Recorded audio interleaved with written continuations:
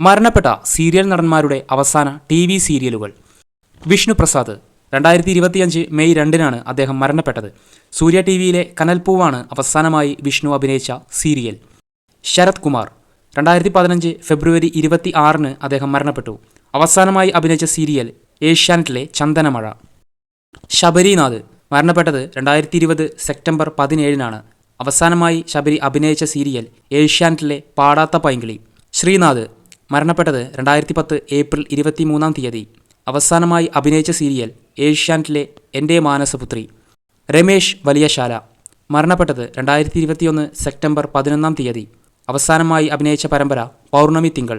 ദിലീപ് ശങ്കർ മരണപ്പെട്ടത് 2024 ഡിസംബർ 29-ാം.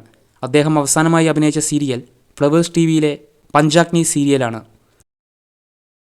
ഹരികുമാരൻ തമ്പി 2018 ഫെബ്രുവരി 13-നാണ് അദ്ദേഹം അന്തരിച്ചത്.